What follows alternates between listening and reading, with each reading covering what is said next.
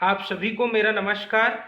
मैं झारेंद्र कुमार प्रस्तुत करने जा रहा हूँ क्लास 12th की हिंदी बुक आरोह भाग 2 के चैप्टर 2 पतंग, जिसके रचनाकार आलोक धनवा जी हैं। बच्चों, हम लोग पिछले वीडियो के पार्ट 1 में पतंग चैप्टर के पहले जो पद्यांश है उसको हम लोग पढ़ चुके हैं और इस काव्यांश से रिलेटेड क्या क्वेश्चन आएगा उसके बारे में भी हम जान चुके हैं। तो आज की इस वीडियो में हम लोग देखेंगे दूसरी पद्यांश को। तो दूसरी पद्यांश क्या है, इसको हम एक बार पढ़ लेते हैं। ठीक है। जन्म से ही वे अपने साथ लाते हैं कपास, पृथ्वी घूमती हुई आती है उनके बेचैन पैरों के पास। जब वे दौड़ते हैं बेसुध, छतों को भी नरम बनाते हुए, दिशाओं को मृदंग की तरह बजाते हुए, जब वे पेंग भरते हुए चले आते हैं, डाल की तरह लचीले वेग से अक्सर छतों के खतरनाक किनारों तक उस समय गिरने से बचाता है उन्हें सिर्फ उनके ही रोमांचित शरीर का संगीत। पतंगों की धड़कती ऊंचाइयां उन्हें थाम लेती है महज एक धागे के सहारे। पतंगों के साथ वे भी उड़ रहे हैं अपने रंध्रों के सहारे। आगे है कि अगर वे कभी गिरते हैं छतों के खतरनाक किनारों से और बच जाते हैं, तब तो और भी निडर होकर सुनहले सूरज के सामने आते हैं। पृथ्वी और भी तेज घूमती हुई आती है उनके बेचैन पैरों के पास। ठीक है। तो अब हम इसका प्रसंग देखेंगे। प्रसंग में हम क्या लिख सकते हैं कि प्रस्तुत पद्यांश में या फिर इस पद्यांश की पंक्तियों में कवि जो है बच्चों की कोमल शरीर में जो ऊर्जा भरा होता है उसके बारे में बताया है। ठीक है। कवि ने क्या बताया है कि बच्चों के जो कोमल शरीर होते हैं उसमें भी बहुत ही ज्यादा ऊर्जा भरी होती है, उत्साह भरी होती है, उसके बारे में कविवर ने बताया है। ये तो हुआ इसका प्रसंग। अब देखते हैं इसका भावार्थ। पहला लाइन, पहली पंक्ति है, जन्म से ही वे अपने साथ लाते हैं कपास। जन्म से ही अपने साथ लाते हैं कपास, इसका मतलब किसके बारे में बात हो रही है? यहाँ पे बच्चों के बारे में बात हो रही है। तो यहाँ पे कवि कहते हैं कि बच्चे जो है जन्म से ही कपास के समान रहते हैं। जन्म से कपास लाने का मतलब है कि वे बच्चे जो है जन्म से ही बहुत ही ज्यादा कोमल होते हैं, उनके शरीर जो है बहुत ही लचीले होते हैं, उनकी जो भावनाएं हैं वो बहुत ही ज्यादा कोमल होती है। इस कारण से बोल रहे हैं कि जन्म से ही वे अपने साथ लाते हैं कपास। ठीक है। कपास लाने का मतलब क्या हुआ कि ये बच्चे जो है जन्म से ही लचीले होते हैं और इनकी भावनाएं जो है कोमल होती है। आगे है, पृथ्वी घूमती हुई आती है उनके बेचैन पैरों के पास। पृथ्वी घूमती हुई आती है उनके बेचैन पैरों के पास। अब ये बेचैन पैरों के पास पृथ्वी कैसे आएगी? तो हमेशा ये बच्चे जो है इधर उधर इस धरती में खेलने के लिए लग जाते हैं। उसी को बोला गया है कि पृथ्वी घूमती हुई आती है उनके बेचैन पैरों के पास। ये बच्चे जो है हमेशा बेचैन रहते हैं खेलने के लिए। इनकी जो शारीरिक सक्रियता होती है, मतलब शारीरिक जो बनावट होती है वो ऐसे ही होती है और ये लोग जो है हमेशा खेलने के लिए उत्साहित रहते हैं। तब वे आगे बोलते हैं, आगे लिखते हैं कि जब वे दौड़ते हैं बेसुध, छतों को भी नरम बनाते हुए, दिशाओं को मृदंग की तरह बजाते हुए। तो कविवर बोलते हैं कि जब वे दौड़ते हैं, जब वे बेसुध मतलब मस्त होकर के, बेसुध का मतलब मस्त होकर के जब दौड़ने लग जाते हैं, उनको जब वे खेल रहे होते हैं तब उनको किसी भी प्रकार से किसी प्रकार की कोई चिंता ही नहीं रहती। वे बच्चे जो है हमेशा चिंता मुक्त रहते हैं, बेसुध होकर के एकदम मस्त होकर के इधर उधर दौड़ने लग जाते हैं। और क्या बोलते हैं आगे, छतों को भी नरम बनाते हुए। उनके लिए ये जो कठोर छतें हैं, कठोर जमीन है, उससे उनको कोई मतलब नहीं है। वे जो है उन छतों को भी समझने लग जाते हैं और नरम समझ करके उसमें खेलने लग जाते हैं। फिर आगे है, दिशाओं को मृदंग की तरह बजाते हुए। अब दिशाओं को मृदंग की तरह बजाते हुए का मतलब क्या हुआ कि वे बच्चे जो है जिस दिशा में भी चले जाते हैं, जिस दिशा में भी जिस तरफ भी वो जाते हैं, उधर शोर मचने लग जाता है, बच्चों की किलकारियां सुनने को मिल जाती है। इसी को बोला गया है कि दिशाओं को मृदंग की तरह बजाते हुए। मृदंग का मतलब होता है एक वाद्य यंत्र होता है, ठीक है, जहां से झंकार आती है, जो मीठी आवाज आती है, तो उसी को बोला गया है। जो बच्चे होते हैं जब इधर उधर घूमने जाते हैं जो, तो उनकी किलकारियां जो है मृदंग की तरह आवाज करने लग जाती है। फिर आगे है, जब वे पेंग भरते हुए चले आते हैं। पेंग भरने का मतलब झूला झूलना होता है, ठीक है। जब वे पेंग भरते हुए चले आते हैं मतलब झूला झूलते हुए इधर उधर आते हैं, तो डाल की तरह लचीले वेग से अक्सर। जब वे इधर उधर घूमने लग जाते हैं, इधर उधर झूमने लग जाते हैं, जब वे झूलने लग जाते हैं इस प्रकृति में, इस ऋतु में, कौन से ऋतु में, किस ऋतु की बात हो रही है अभी, शरद ऋतु की बात हो रही है। तो इस ऋतु में जब बच्चे इतने उत्साहित हो जाते हैं कि ये जो है इधर उधर क्या करने लग जाते हैं, वे पेंग भरते हुए चले आते हैं, मतलब दौड़ने लग जाते हैं, नाचने लग जाते हैं, झूलने लग जाते हैं, ठीक है। तो जब वो इधर उधर दौड़ते हैं तो इसी को ही पेंग भरना कहा गया है। वो इधर उधर नाचते हैं, दौड़ते हैं, वो ऐसा लगता है कि जानो वो जो है, मानो वो जो है झूले झूल रहे हों, ठीक है। फिर इसके आगे है, डाल की तरह लचीले वेग से अक्सर छतों के खतरनाक किनारों तक उस समय गिरने से बचाता है उन्हें, सिर्फ उन्हें ही रोमांचित शरीर का संगीत। तो यहाँ पे कविवर लिखते हैं कि जब वे डाल की तरह लचीले वेग से, इनका शरीर जो है इतना लचीले होता है, लचीला होता है कि वो हमेशा इधर उधर करने लग जाते हैं, इधर उधर झूमने लग जाते हैं, खेलने लग जाते हैं, इतने ज्यादा ये क्या रहते हैं, फुर्तीले रहते हैं। तो छतों के खतरनाक किनारों तक जब ये बच्चे जो है पतंग उड़ाते उड़ाते छत के किनारे तक पहुंच जाते हैं, उस समय गिरने से बचाता है उन्हें, सिर्फ उन्हें ही, उनके ही रोमांचित शरीर का संगीत। तो उस समय उनको बचाने वाला कोई ही नहीं होता। उनके जो फुर्तीले पैर होते हैं, उनके फुर्तीले अंग होते हैं, उनके फुर्तीले जो शरीर होते हैं, वही उन बच्चों को छत से गिरने के लिए बचाते हैं। वे बच्चे जो है इतने फुर्तीले होते हैं कि अपने आप को पूरी तरह से संभाल लेते हैं, ठीक है। सिर्फ उनके ही रोमांचित शरीर का संगीत, मतलब उनके शरीर में जो संगीत भरा होता है, रोमांचित रोमांच जो भरा होता है, जो लचीलापन भरा होता है, उसमें जो ऊर्जा भरा होता है, ऊर्जा भरी होती है, वही उन बच्चों को उस छतों से गिरने से बचाती है, ठीक है। आगे है, पतंगों की धड़कती ऊंचाइयां उन्हें थाम लेती है, महज एक धागे के सहारे। पतंगों के साथ साथ वे भी उड़ रहे हैं अपने रंध्रों के सहारे, ठीक है। तो यहाँ पे कहने का मतलब यह है कि पतंगों की धड़कती ऊंचाइयां उन्हें थाम लेती है, महज एक धागे के सहारे। वे बच्चे जो है पतंग उड़ाने में इतने मशगूल रहते हैं, वे बहुत ही ज्यादा प्रसन्न रहते हैं, और जब वो पतंग उड़ा रहे होते हैं तो उस पतंग की डोरी के सहारे ही, उस पतंग की डोरी के सहारे ही अपने आप को बचा लेते हैं। इतने फुर्तीले ये बच्चे होते हैं, ठीक है। पतंगों के साथ साथ वे भी उड़ रहे हैं अपने रंध्रों के सहारे। मतलब क्या हो रहा है, वे बच्चे जो है पतंगों के साथ में, पतंग जिधर आ रहा है जा रहा है, उधर ही ये बच्चे भी आ रहे हैं जा रहे हैं, ठीक है।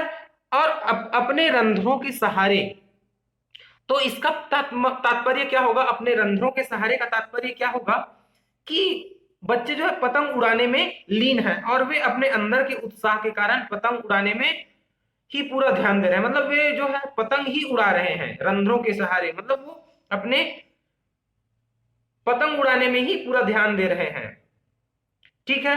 और इतना उत्साहित है कि पतंग के साथ ही साथ वो उड़ने लगते हैं। इसका मतलब समझ में आया, ठीक है। अब आगे है कि अगर वे कभी गिरते हैं छतों के खतरनाक किनारों से और बच जाते हैं, तो और भी निडर होकर सुनहले सूरज के सामने आते हैं। कि अगर कभी ये बच्चे जो है वहां से गिर जाते हैं, उन छतों से अगर नीचे गिर भी जाते हैं, तो वे बच्चे डरते नहीं हैं, वे और निडर हो जाते हैं।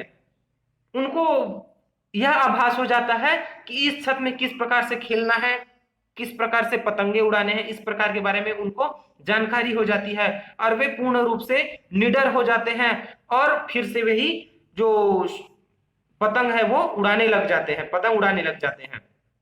पृथ्वी और भी तेज घूमती हुई आती है उनकी बेचैन पैरों के पास।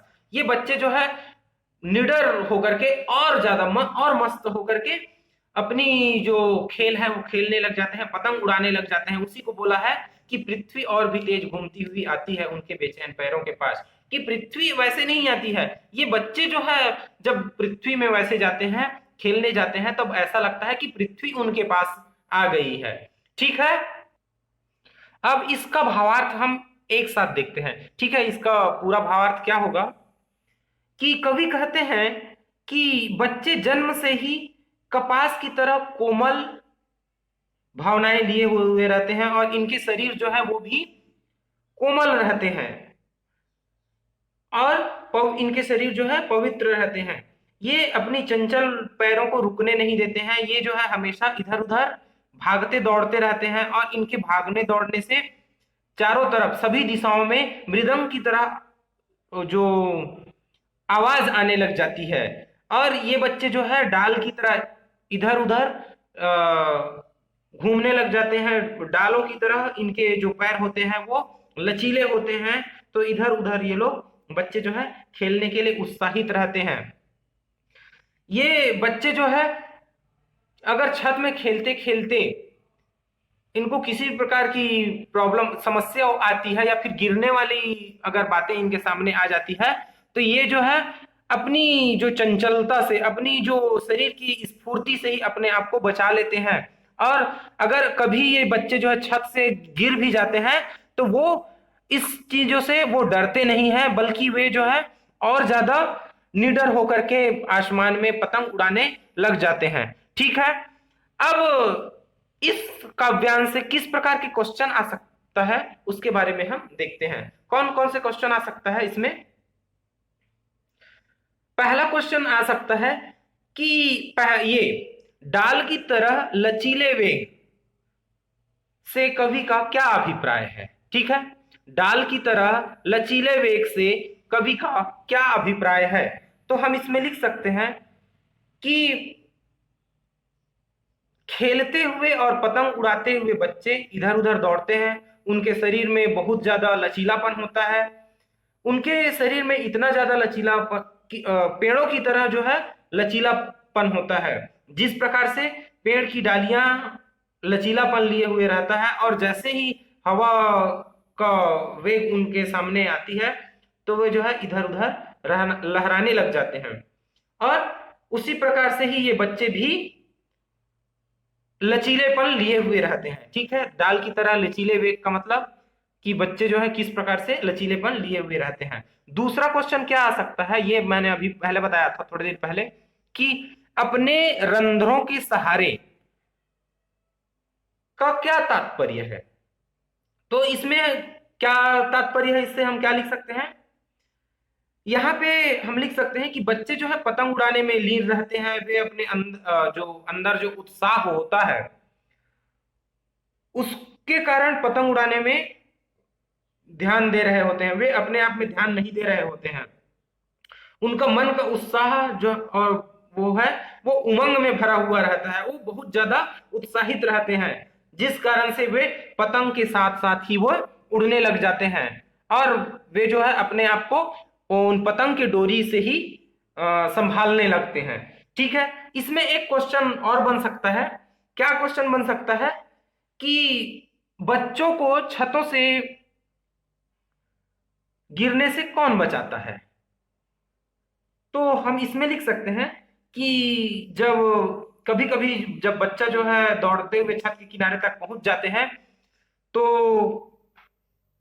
अपने फुर्तीलेपन के कारण नीचे गिरने से ये जो है बच जाते हैं। लेकिन हमें ऐसा लगता है कि आकाश में ये उड़ती हुई पतंग जो है इन बच्चों को पतंग की उस डोर के सहारे थामे हुए हैं। वे पतंग जो है इन बच्चों को थामे हुए हैं, ये पतंग जो है उन बच्चों को थामे हुआ है, ऐसा हमको प्रतीत होता है।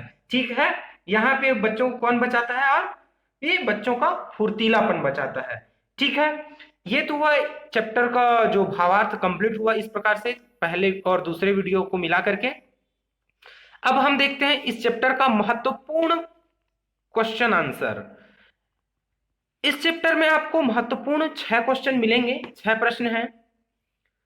इसका आंसर मैं आप लोगों को पीडीएफ में दे दूंगा, लेकिन यहां पे ये तीसरा है, बिंब स्पष्ट करें। इसको समझना अनिवार्य है, इसको पीडीएफ में देने से ही आप समझ नहीं पाएंगे। इसको मैं आप लोगों को बता देता हूं, बिंब स्पष्ट करें।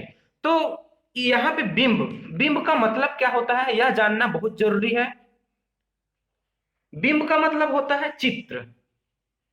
अब कैसा चित्र होगा बिंब का मतलब? कि जो हमारी इंद्रियों में जो चित्र बनती है, जो हमको एहसास होती है हमारी इंद्रियों में, जैसे नाक से, कान से, या फिर त्वचा से, जो चीज जिस चीज की पता चलती है उसी को ये चित्र रूप कहा गया है। हमको किस प्रकार से किसी भी चीज के बारे में पता चलती है। तो इन जो सेंटेंस है, जो पंक्ति है, उनसे हमको कहाँ पे आभास होती है, कैसे आभास होती है, उसके बारे में स्पष्ट करने को कहा गया है। तो हम पहला लाइन देखते हैं। पहली पंक्ति में क्या दिया है? सबसे तेज बौछारे गई, भादो गया, सवेरा हुआ। पहला है सबसे तेज बौछारे गई। तो तेज बौछारे, यहां पे तेज बौछारे हैं। अब जो तेज बौछारे हैं उसको आप देख सकते हैं या नहीं देख सकते हैं? देख सकते हैं ना। तो ये कौन सा बिंब हुआ? दृश्य बिंब हुआ। कौन सा बिंब हुआ बच्चों? दृश्य बिंब। पहला क्या आ जाएगा? तेज बौछारे को हम देख सकते हैं, तो ये दृश्य बिंब हुआ। ठीक है। दूसरा है सवेरा हुआ। अब सवेरा हुआ को आप एहसास करते हैं, क्या करते हैं, या फिर सुनते हैं? सवेरा होता है उसको सुन सकते हैं क्या? सवेरा होता है उसको टच करते हैं क्या? स्पर्श करते हैं क्या? नहीं। सवेरा होता है उसको क्या करते हैं? आप देख सकते हैं। तो यहां पर भी क्या हो जाएगा? सेम ही हो जाएगा, दृश्य बिंब। ठीक है। उसके बाद है खरगोश की आंखों जैसा लाल सवेरा। क्या है? खरगोश की आंखों जैसा लाल सवेरा। तब यहां पे क्या हो जाएगा? तो यहां पे ये कंप्लीट नहीं है, इसको यहां भी आएगा। खरगोश की आंखों जैसा लाल सवेरा, शरद आया पुलों को पार करते हुए। तो यहां पे क्या है? पुलों को पार करते हुए। ठीक है। किसको पार करते हुए? पुलों को पार करते हुए। तो यहां पे क्या आएगा बच्चों? पुलों को पार कर रहे हैं। तो यहाँ पे मतलब गत्यात्मक हो रही है ना, यहाँ पे गति मान दिखाई दे रही है। तो यहाँ पे क्या हो जाएगा? दृश्य बिंब। यहां भी क्या हो जाएगा? दृश्य बिंब ही होगा। ठीक है। उसके बाद है अपनी नई चमकीली साइकिल तेज चलाते हुए। अब नई चमकीली साइकिल तेज चलाते हुए मतलब यहां पर भी गत्यात्मकता है। ठीक है। चमकीली साइकिल तेज चलाते हुए, तो यहां पे क्या हो जाएगा? इसको भी हम क्या करते हैं? दृश्य बिंब ही लिखेंगे। ठीक है। दृश्य बिंब ही यहां पे भी आएगा। ठीक। उसके बाद है घंटी बजाते हुए जोर जोर से। अब घंटी बजाते हुए जोर जोर से, इसको क्या करते हैं? घंटी बज रही है, इसको बजते हुए क्या किया जाता है? सुन सकते हैं ना। तो इसमें क्या आ जाएगा? श्रव्य बिंब आएगा। ठीक है। श्रव्य बिंब। यहां पे क्या आएगी? श्रव्य बिंब। उसके बाद है चमकीले इशारों से, यहां पे घंटी बजाते हुए का अगला है चमकीले इशारों से बुलाते हुए और आकाश को इतना मुलायम बनाते हुए। तो पहले का लाइन पंक्ति का देखते हैं। चमकीले इशारों से बुलाते हुए, चमकीले इशारों से बुलाते हुए। तो जो इशारे कर रहा है उसको हम क्या कर सकते हैं? देख सकते हैं। तो क्या हो जाएगा यहां पे? दृश्य। यहां पर भी दृश्य बिंब ही होगा। ठीक है। इशारे को देख सकते हैं तो दृश्य बिंब। उसके बाद है आकाश को इतना मुलायम बनाते हुए। आकाश को इतना मुलायम बनाते हुए। अब आकाश को मुलायम, यहां पे ये मुलायम है, तो किसी भी चीज के गुण के बारे में बोला जा रहा है ना। तो ये जो मुलायम है उसको हम देख करके बताएंगे क्या? उसको हम किससे बताएंगे? स्पर्श करके ही बताएंगे ना। तो यहां पे क्या आएगा? स्पर्श बिंब। क्या आएगी? स्पर्श बिंब। ठीक है। उसके बाद है कि पतंग ऊपर उठ सके। पतंग ऊपर उठ सके। अब पतंग जो है ऊपर उठ रहा है, ऊपर उठ रहा है, उसको क्या बोलेंगे यहाँ पे, कौन सी बीम में आ जाएगा, ऊपर उठ रहा है उसको दृश्य करेंगे, श्रव्य करेंगे, क्या करेंगे, या स्पर्श करेंगे, सोचिए एक बार। वेरी गुड, दृश्य बिंब भी होगा, ठीक है, यहां दृश्य बिंब भी होगा, ठीक है। उम्मीद करता हूं कि ये चैप्टर आप लोगों के समझ में आई होगी। Thank you.